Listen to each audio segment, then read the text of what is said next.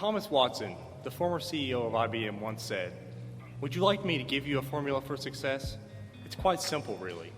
Double your rate of failure."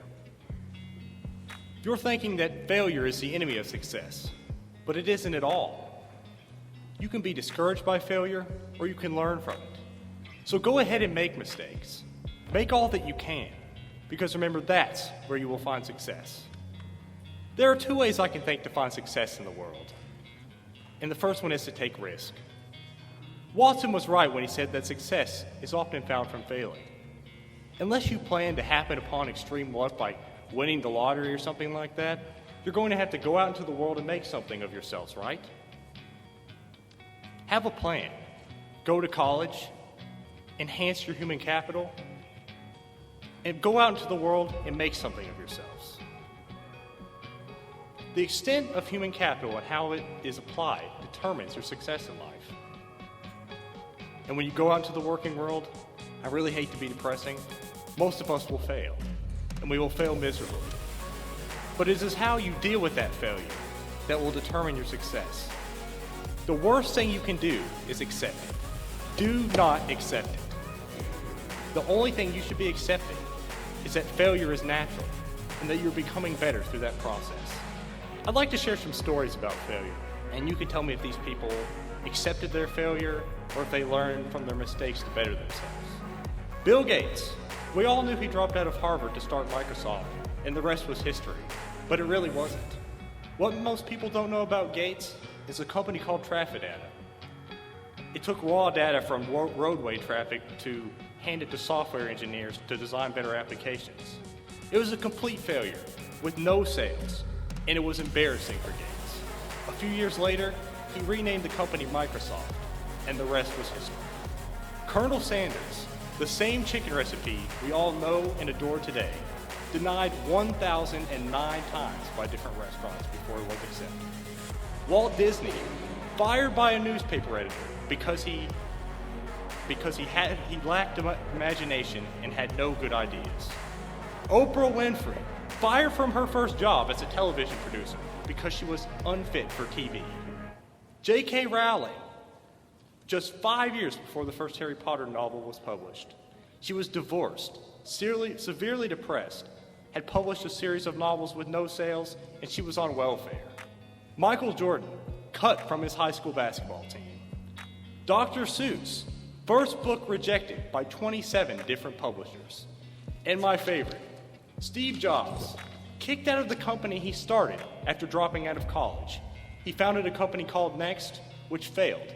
In the meantime, was hired at Pixar, brought Pixar to the company we know it as today.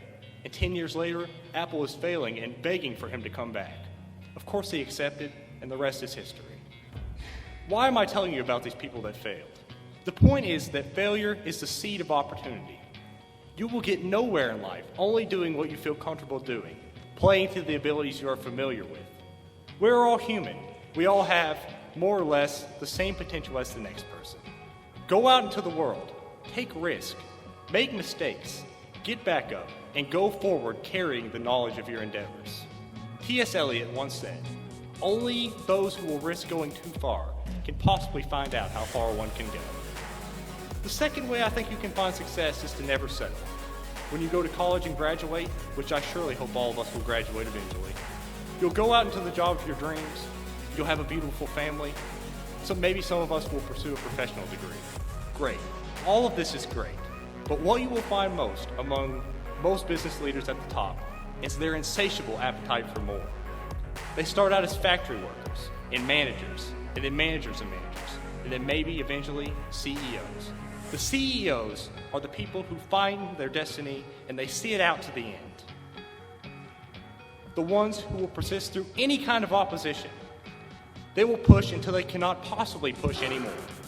This is not to be confused with greed. I think the willingness to never settle is you wanting to see your potential out to the end. I'd like to give you two short examples of people who I believe never settle. Jen Fields, who is the current president of McDonald's, oversees 14,000 restaurants and hundreds of thousands of employees. Where was she in 1978?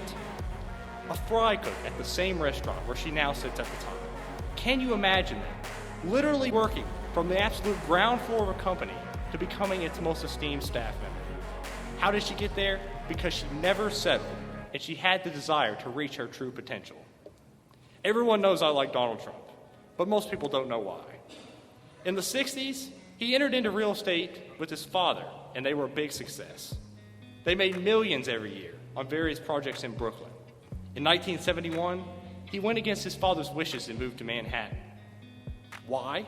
Because he knew there would be limits to middle-income housing in Brooklyn, and he thought that real estate could be a worldwide enterprise, and not just a small practice in Brooklyn. To make a long story short, it obviously worked out for him, right? But what is inspirational to me is that he turned down what was obviously set up for him as a comfortable life, to fulfill a dream, to go out on a whim, to take risk and to fail, and to never settle. In conclusion, if I could offer you any advice, it's to take risk, to never settle. If you find yourself questioning if you were meant for more, if your potential outweighs your current circumstance, it probably does. One of my favorite quotes to live by is, shoot for the moon. Even if you miss, at least you'll land among the stars. Thank you.